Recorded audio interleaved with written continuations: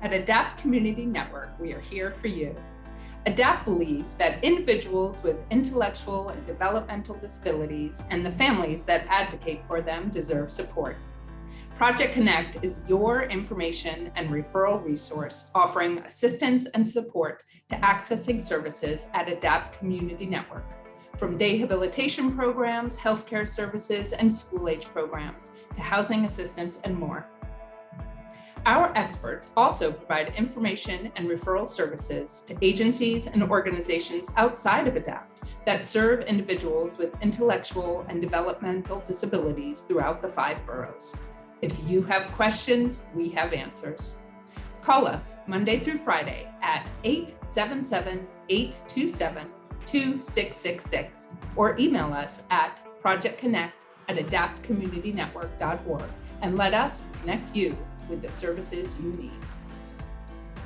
Hello, and welcome to ADAPT Community Network's 2021 Virtual Family Connect Summit. We are so pleased that you can join us.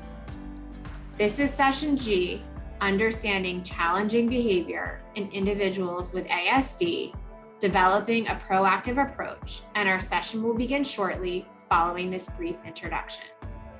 My name is Tracy Picard, and I am the Vice President of Family Support Services here at ADAPT Community Network. ADAPT is a nonprofit provider of an array of services for children, teens, and adults with intellectual or developmental disabilities who live across the 5 boroughs of New York City. To learn more about our range of services, please call Project Connect, our information and referral line, at 877-827-2666. This session will highlight the importance of assessment consideration when addressing the challenging behaviors with autism spectrum disorder. Attendees will be provided with a myriad of assessment tools and data collection systems to guide them in understanding the functions of challenging behaviors. Our presenter is Dr. Mary McDonald, a professor in the Special Education Department at Hofstra University. She directs the Advanced Certificate Program, including the Advanced Certificate in ABA and the Advanced Certificate in Severe and Multiple Disabilities. Dr. McDonald is also the Associate Executive Director of Long Island Programs for Eden 2/Genesis. She has over 30 years of experience directing programs for students with autism from early intervention through adulthood. After this session, we encourage you to submit your questions by emailing them to projectconnect@adaptcommunitynetwork.org.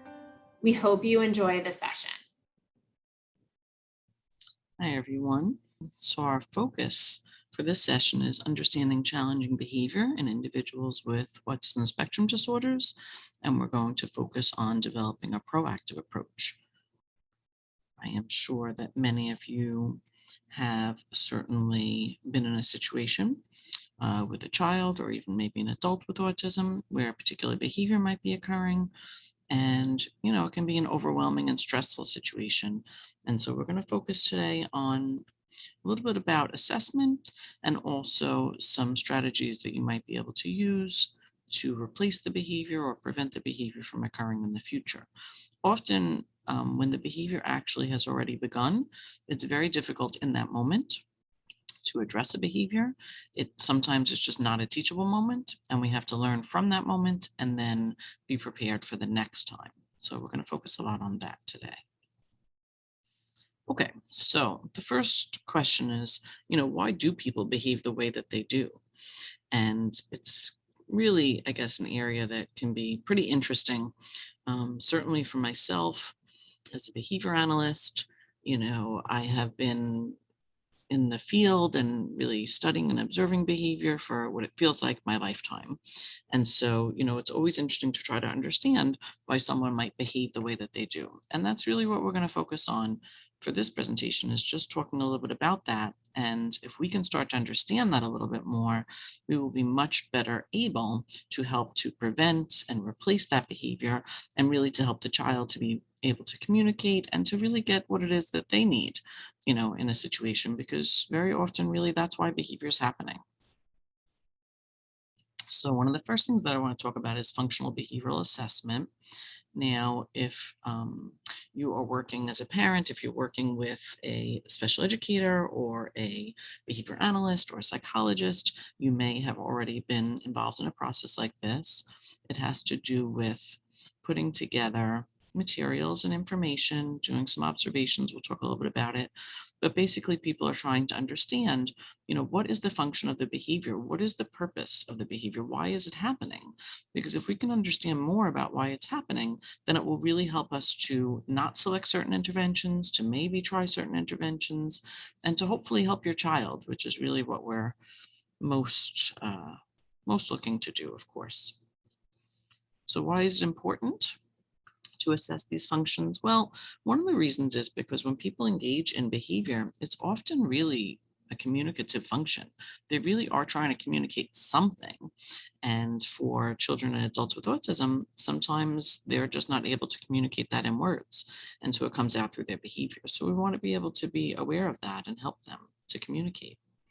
We want to be able to teach them replacement skills. So if they're communicating and they are looking to, let us know through their behavior that something's really difficult for them, we would much rather have them tell us that something's really difficult for them, right? Or to ask for a break or some sort of help or support. So those are all things that we can work on and we can, help a child to actually be able to do once we have a better understanding. When we think about function of behavior, one of the things that becomes very important, and this is part of everything that we're talking about here today and part of applied behavior analysis, is this idea of ABC. An ABC analysis or a three-term contingency. You may have heard these terms before, and we focus on the antecedent, the behavior, and the consequence. The antecedent is what happens before the behavior, and the behavior itself, of course, is the actual response that someone engages in. Okay. And the consequence is what happens just after the behavior. So sometimes people get a little confused with the terms, but antecedent really is just what happens before. So whatever it is, if someone provides an instruction to a student, if another child takes something out of their hand, whatever it is that happens before is what we would list as the antecedent. And we would take some data and we'll talk about that. The behavior is the actual behavior, the target behavior. That's probably the one that you might be worried about right now, might be thinking about. And so that's the target behavior, whatever that might be. It could be crying, it could be pushing, it could be, some sort of hitting or something like that, whatever the behavior might be. The consequence relates to these different sort of functions of behavior. And so it's important for us to pay attention a little bit to what's happening in terms of the consequence. So when the child engages in behavior, do they access something? Are they given attention? Do they get access to a preferred item? Do they get to escape from a task that they're working on? Do they get to avoid going somewhere or doing something? Or does it maybe just seem to give them some sort of sensory stimulation or feedback or something? And these relate to the functions of behavior, which we'll talk more about. But these are things that we're thinking about as we're sort of examining and really looking at those patterns in our antecedent behavior consequence data. Okay. So what are some things that might predispose a child with autism to engage in challenging behavior? What are some of the things that we might want to be looking for? Well, first of all, there are environmental conditions that truly could make behavior more likely for anyone, not just individuals with autism, but certainly could for them as well. So things like a crowded or very noisy room or area, the heat is too hot, they're uncomfortable in terms of temperature. There are changes made to their routine. There are changes made to the physical room that they're in. That certainly could be a setting event for many children with autism. I worked with a child in early intervention once. She was a tiny little thing, 2 years old. And I went to her house one day for a session to observe, and she had moved heavy furniture in the living room. She had pulled a chair like across the room. And her mother told me the story when I arrived. And she said it was because the mother had rearranged the furniture and she was trying to put it back to where it needed to be. Of course, anxiety, which could be related to, many different things. And then, what about just, staffing and changing teachers, and maybe the staffing ratio has gone lower and so the students are getting less attention. That can all affect someone's behavior.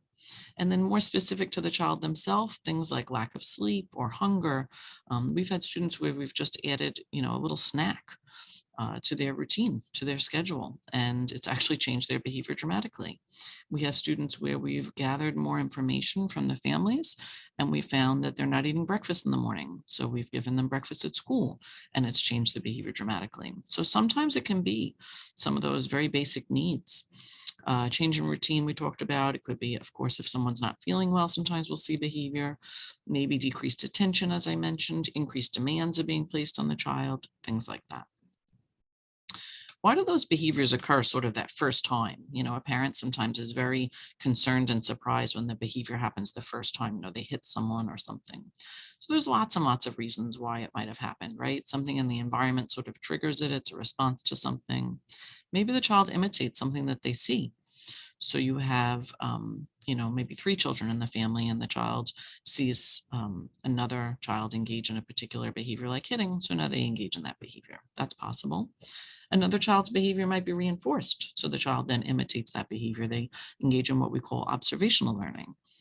It could just be in response, an emotional response in that moment. Again, lack of communication. Sometimes it's actually accidental. The child, was kind of flailing a little bit, didn't actually mean to hit anyone, but the person sort of got in the way, so to speak, and they accidentally made contact. And sometimes they really are looking for some sort of reaction, from the person, and it may relate to the function as well. Maybe they're looking for attention or some sort of reaction. So I've mentioned this term, functions of behavior, a few times already. So let me talk a little bit about that. So there are a few different functions of behavior, but one of the first things that you want to do is you want to look at medical. It's not actually technically a function of behavior, but it is something that you would like to consider ruling out before you start thinking about the other functions of behavior.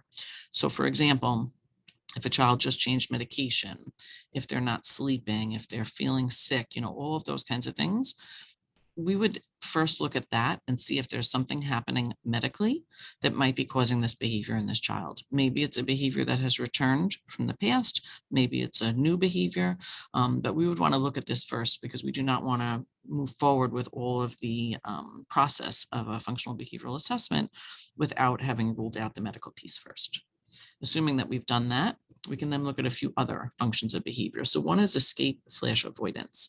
So I'm either escaping from a task that I'm already involved in, or I'm going to engage in behavior to potentially avoid maybe that task or that situation, that environment. It could be different things.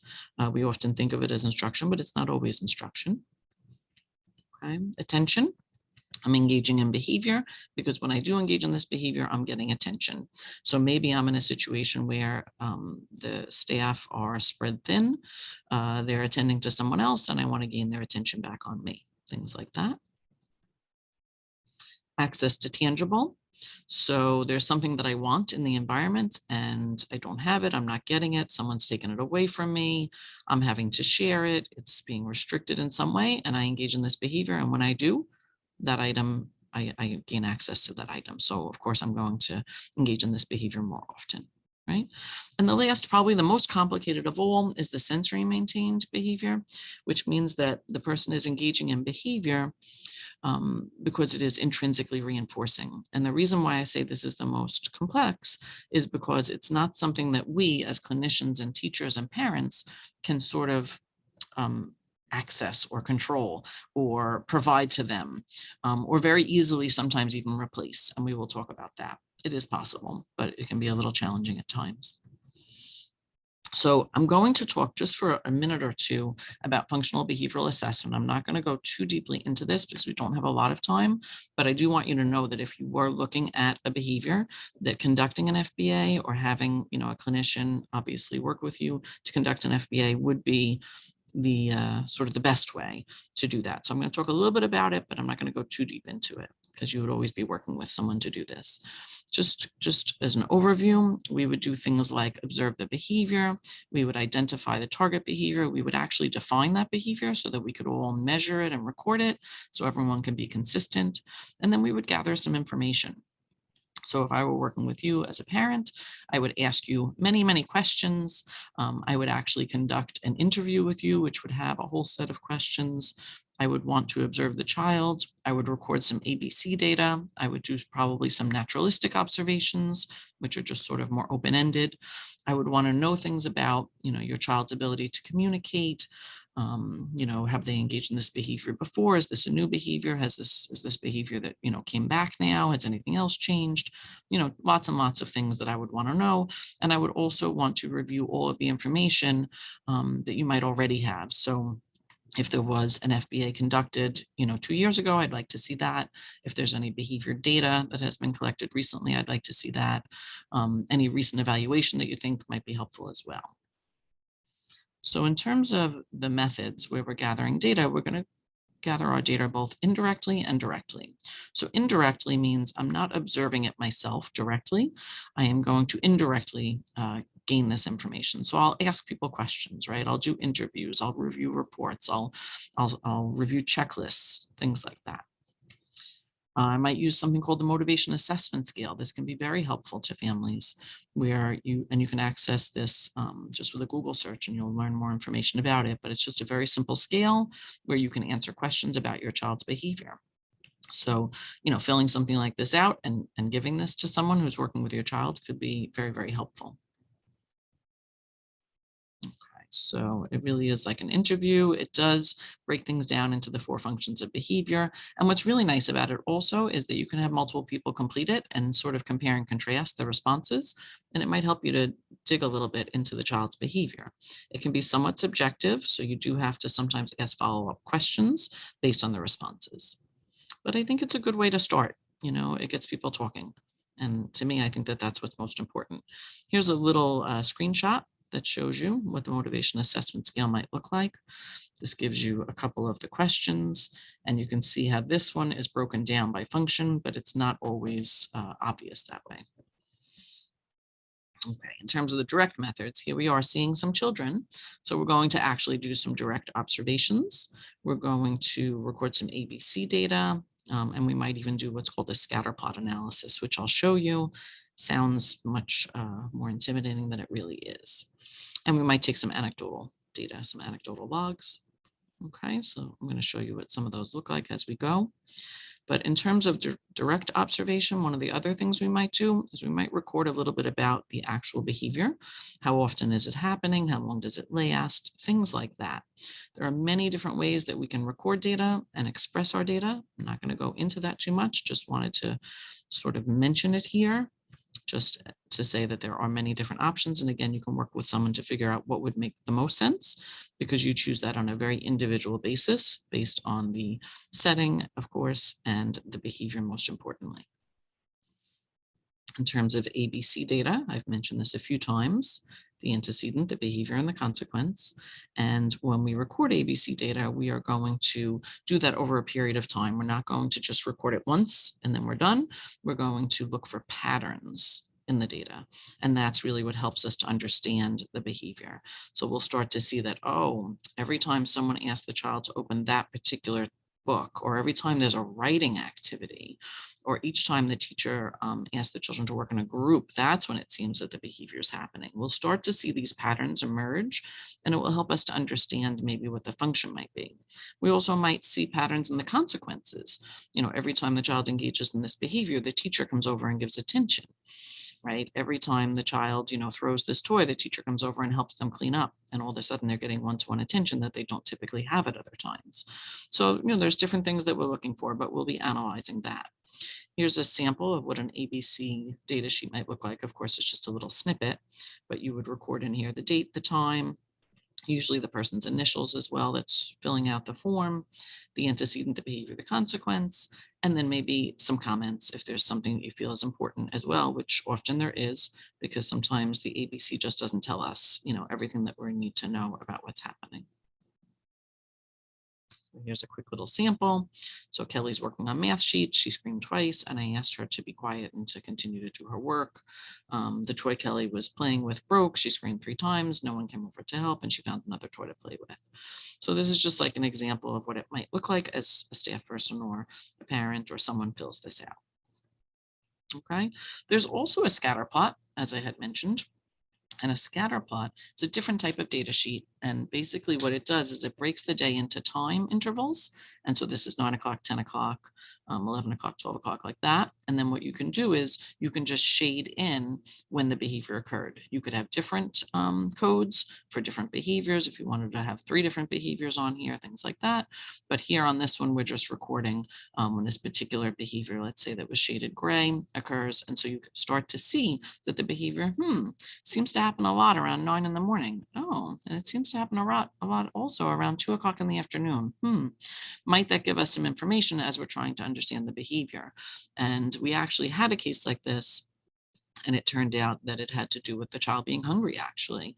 They weren't eating breakfast, and then they were having a somewhat early lunch. You know how it can be in school sometimes. And so by 2 o'clock, they were hungry again. So we implemented just some simple snack times, and it really made a huge difference.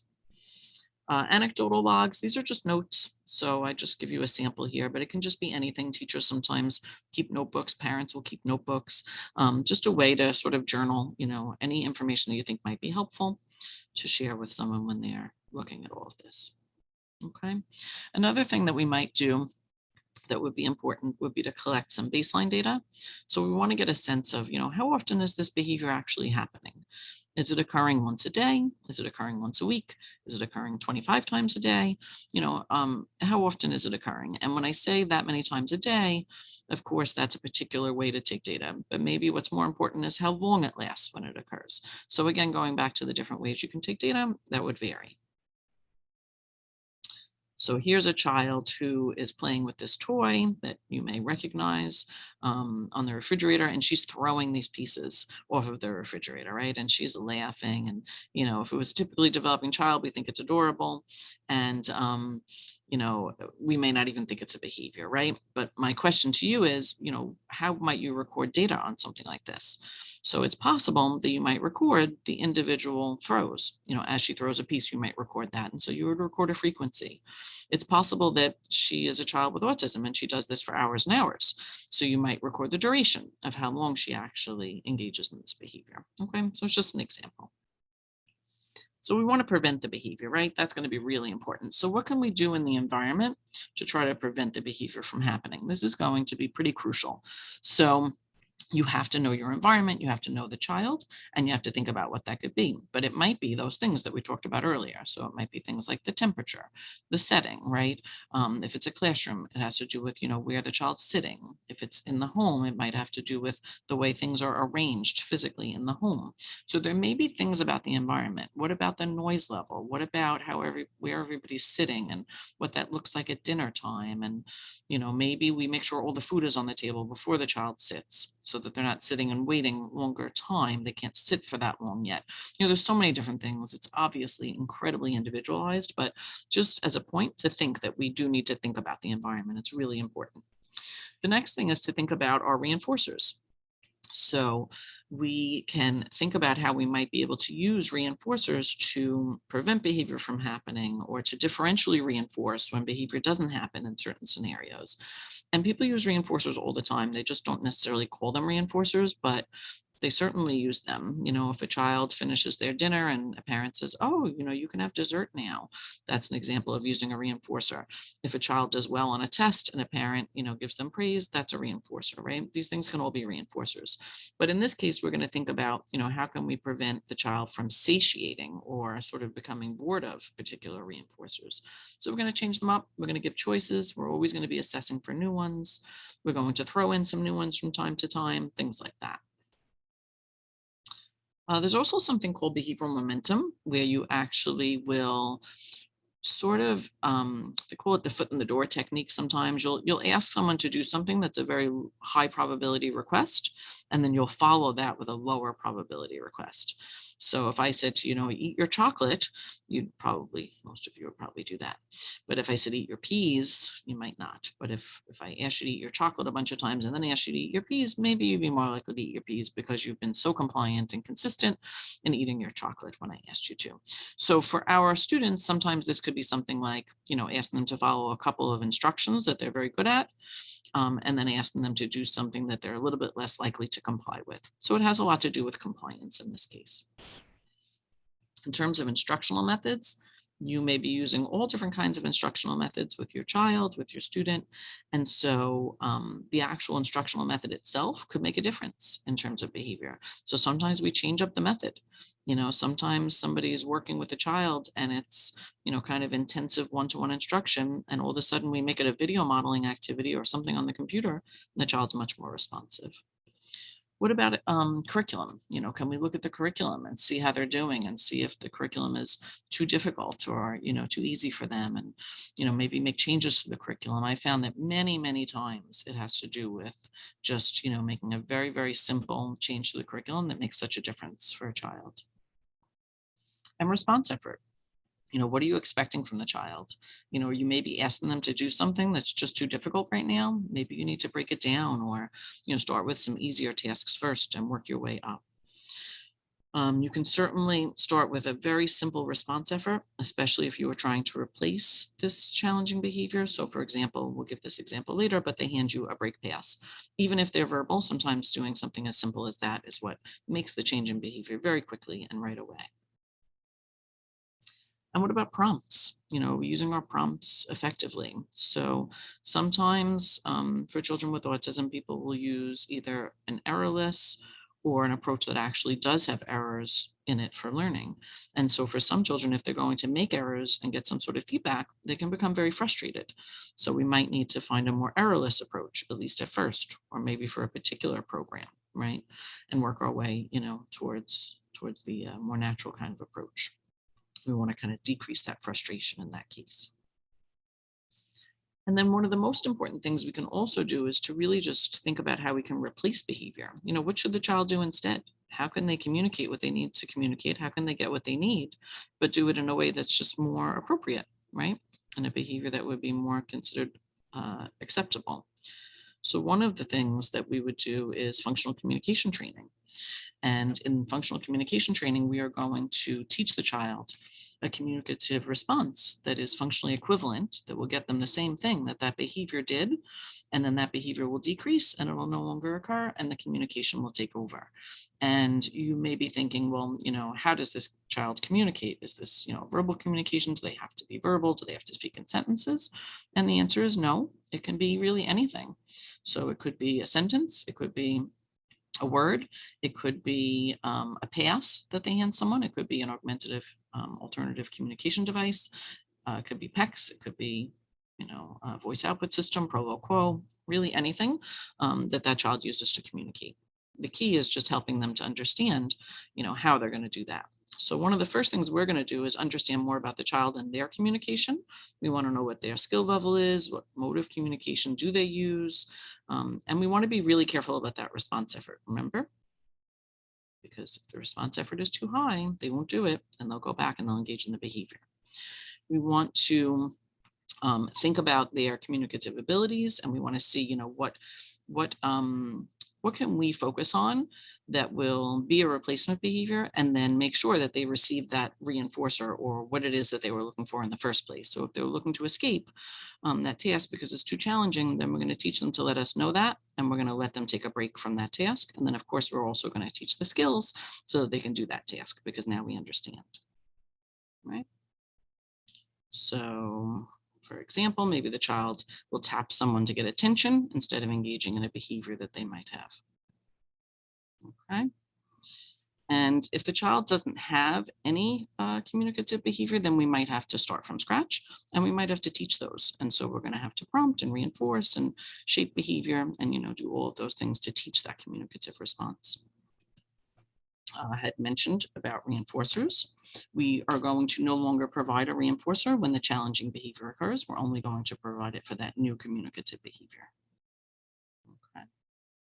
So if the behavior is engaged into escape, we are going to make sure that we're no longer, having the child escape the task when they engage in that behavior, but when they ask for a break, we'll certainly give it to them. Same idea for the other functions. Okay. In terms of the training procedure, we do want to be careful. There are sometimes behaviors that may be dangerous. Maybe the child is engaging in self-injurious behavior or something like that. And so we have to be very cautious when we're setting up our plan, that we're very aware of the behavior and what might happen. Okay, we are going to overwhelm that new behavior with lots and lots of reinforcement. The actual functional reinforcer based on the function, like escape or attention, and maybe even some extra reinforcers just because it's so important. I'm going to share with you a case example and start to wrap up here. So Charlie is a 6-year-old. This is a real case. He's a 6-year-old boy. His communication skills included leading PECs, using a PECs book, and some one-word verbalizations. Okay, and the behavior he engaged in was aggression. And that consisted of hitting, kicking, pulling, hair scratching, and headbutting. Okay, and we did a functional behavioral assessment. We did some ABC, some interviews, and some observation. This is what a sample ABC, like a line on the data sheet, might have looked like initially. So he was called back from a break, he headbutted me, and I had him go back to the break area and then come back again nicely and sort of practice that skill. After the assessment, I said to him, do your puzzle. He scratched my hand, and I physically prompted him to at least begin the puzzle, right? So I didn't allow him to escape from the scenario in this example, as I'm starting to understand the behavior. Okay, so the behavior was determined to be escape maintained. It occurred during tasks and work sessions, and it also occurred on the way back from a break. So if he went to go play and then was called back, it also would be avoidance in that situation. So we actually conducted some break training sessions. There was no other programming being done initially, and this was just going on for like a day or two when we first started. But we just basically sat across from him. We had a break pass on the table. This was a child who really had, he was able to learn receptive skills. He had a lot of difficulty with expressive skills. And so we just felt that in his case, using something like a break pass that was very quick would be the way to go for him. And this worked very well for him. The teacher originally prompted, and he was provided with a break when he gave the pass. We faded those prompts, and we did this over a couple of days, and he really started to do this independently. He got to take his breaks immediately. We then kind of started to think about how we were going to fade. And so we started introducing some requests and things in between. And if he was just about to engage in a challenging behavior, if we saw any of those sort of precursor signs, we would give him the break pass and have him give it to us before he engaged in the behavior. And it prevented the behavior from ever even occurring. So at this point, he wasn't engaging in any of the behavior anymore. He was only communicating, but of course, just asking for breaks all day long in school probably wouldn't really work, wouldn't work at home either. So of course, we needed to start to add in those demands, which is what we did. If he did engage in the challenging behavior, any of those aggressive types of behaviors, we did not give him that break at that time. And when he communicated, we did. And that really, really worked for him. So we used what's called an escape extinction procedure. We worked through the behavior and we prompted him to complete the task if needed or to start the task. We started to slip in one response requirement before the break, and then we just continued to increase that over time. And before you know it, he was working just like all the other students, asking for breaks from time to time, and he had no longer engaged in the behavior. So in this case now, this is another ABC later on. I say, sit down, he hands me a break pass, and I send him to take a break. So in terms of matching your intervention to your function, so why does the child engage in behavior? You have to look at each of these functions. And I have in here in the slides for you, sort of a little chart that might help you to think about how you can, sort of break that down. So if a task is too difficult, these are some different things the child can do. If it's too easy, here's some ideas. Okay, what if it's for attention? Okay, what are some of the questions you might think about? And then what does that look like? What if it's lower levels of attention? What do they need to do? And what if it's tangible? And here's a way to think about that. Okay, so these are just tools for you that I hope will help you to think about the functions of behavior and some ways that you might be able to prevent these behaviors and replace these behaviors from happening. Okay, and there is a resource called Function Wheels. I shared information with you here about that I think might also be helpful for parents and teachers alike. It allows you to, look at different scenarios and look at what the function might be. So I hope we'll keep in touch. I would love to hear from you. I have some email addresses here, as well as my Behavior Clinic and Genesis programs website. If you have any interest in talking to us any further, or if you would like to reach me, feel free at any time to email. Thank you so much.